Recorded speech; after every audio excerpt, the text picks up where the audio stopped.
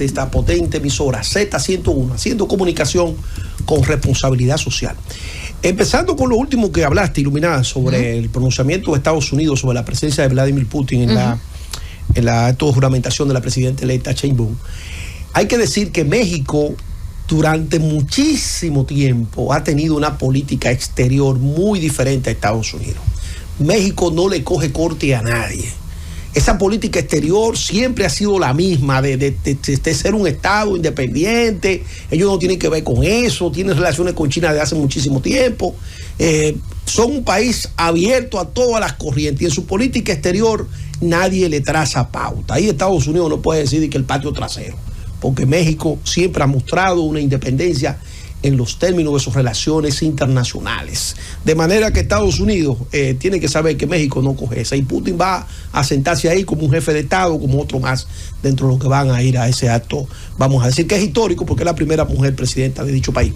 Miren, señores, me quiero referir, hace 30 años que los líderes políticos del momento, Juan Bosch, Joaquín Balaguer, José Francisco Peña Gómez, se juntaron para hacer el pacto de 1994. Ese pacto fue producto de la gran crisis política que hubo cuando el PRD y su líder histórico, José Francisco Peña Gómez, reclamaron el fraude electoral de parte del doctor Joaquín Balaguer. Esto entró en una gran crisis política y de ahí, increíblemente y paradójicamente, el país logró, en términos institucionales, un avance importante. Ahí se fortaleció el tema del Consejo Nacional de la Magistratura, se fortaleció el tema de la Suprema Corte de Justicia y otras, vamos a decir, otras medidas que se tomaron que vinieron en apoyo a fortalecer la institucionalidad de la República Dominicana.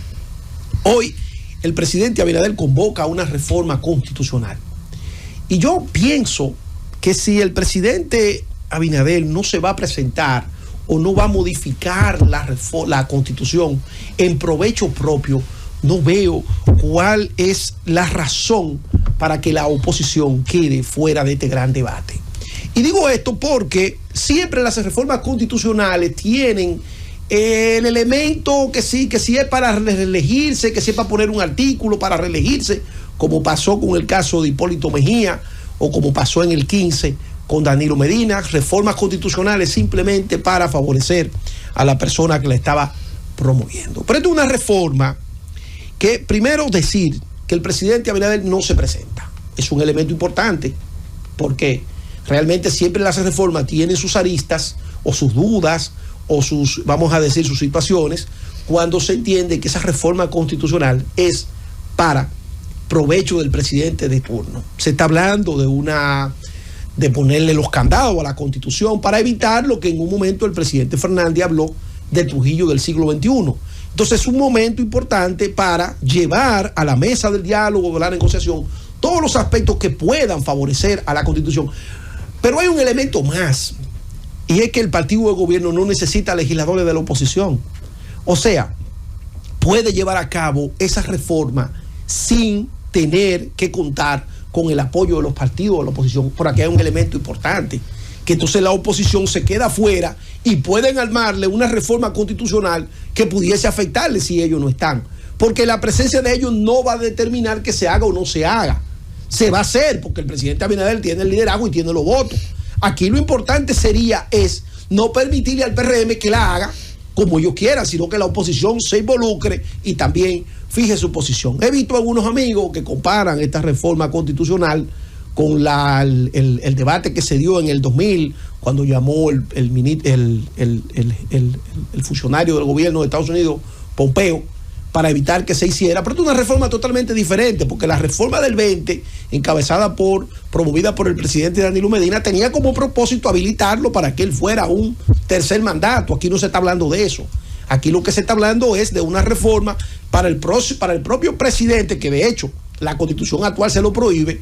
Pero eso es tan frágil que con la cantidad de votos que él tiene en el Congreso, si tuviese la decisión de querer volverse a presentar, pues simplemente agarre a su congresista y cambia la Constitución y vuelve y se presenta. Pero aún así está hablando de ponerle elementos pétreos a esta situación para que la Constitución de la República no sea reformada para beneficio propio del mandatario que dirige la nación en su momento. Pero también habla de un elemento que creo que a quien más le conviene a la oposición.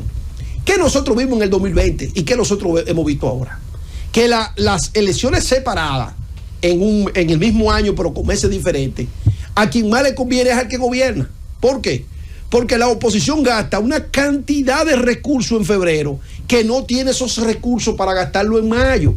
Entonces, si pueden ir a un proceso unificado, esos dos procesos electorales, a quien más le conviene es el que está en la oposición, porque el que está en el gobierno siempre le va a ir mejor, porque tiene una cantidad de recursos disponibles y logística y la misma política del Estado que se hacen desde el gobierno, la van a tener a su favor. Entonces, esa es la oposición que le conviene la unificación de esas elecciones por un tema de costo operativo, de logística de la campaña. No es lo mismo usted enfrascarse en dos procesos electorales desde la oposición, invertir en una gran cantidad de candidatos a alcalde y luego entonces volver a invertir en las candidaturas presidenciales. Entonces, ahí también la oposición se beneficia de la unificación de esas elecciones, pero además se le evita al país este trauma de elecciones en un mismo año con una separación de 2 meses. Si eso se unifica como estaba anteriormente, la oposición puede utilizar los recursos que utiliza para promover el presidente y el vicepresidente de la República, promover también concomitantemente sus alcaldes y sus diputados y sus legisladores. De manera que también ahí hay un elemento importante. Lo otro es que se pueden tomar en cuenta esta coyuntura con un presidente que ha dicho que no quiere, que se va a poner candado, que va a impedir que otro presidente del ejercicio pueda modificar la Constitución, para entonces salvar las situaciones que se dieron en el proceso pasado, compra de cédula, todo eso es un debate interesante para poner correctivos y darle rango constitucional para que en la República Dominicana la democracia sea realmente una democracia robusta. O sea, es el momento del diálogo que podía sentarse la oposición ahí para lograr conquista para el sistema institucional del país, pero también conquista para fortalecer el sistema de partido en la República Dominicana. Pero vuelvo y reitero, el PRM no necesita a la oposición para hacer esa reforma. El PRM no lo necesita, tiene los votos suficientes para llevarlo a cabo. Ahora, cuando el presidente anuncia que hay que eliminar 56 diputados, porque eso contribuye a, qué sé yo, ¿cuántos millones de pesos? 53 que pueden ser utilizados para educación, para salud. ¿Ustedes creen que el pueblo no va a apoyar eso? ¿Ustedes creen que el pueblo no va a apoyar esa medida? Nosotros estamos viendo, por ejemplo, una situación en la República Dominicana que no se dio en el 2010, cuando se creó esta gran constitución, la constitución de Leonel Fernández del 2010. ¿Cuál es? La invasión de haitianos.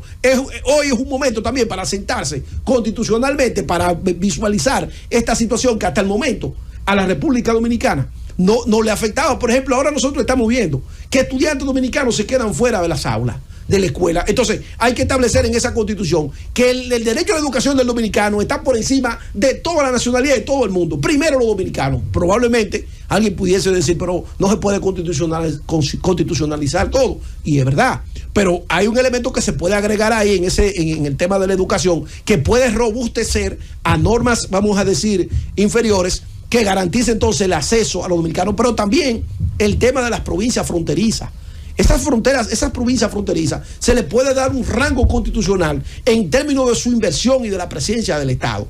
En definitiva, yo pienso particularmente que la oposición ganaría más haciendo propuestas e incorporándose a este tema de la reforma constitucional, porque en definitiva el PRM la va a hacer con o sin la oposición. Entonces, si la va a hacer con o sin la oposición, yo creo que es mucho más conveniente que la oposición lleve su propuesta, haga su planteamiento y también que se involucre en algo que en definitiva la Constitución se nos va a aplicar a todos sin importar el color que representemos. Francis.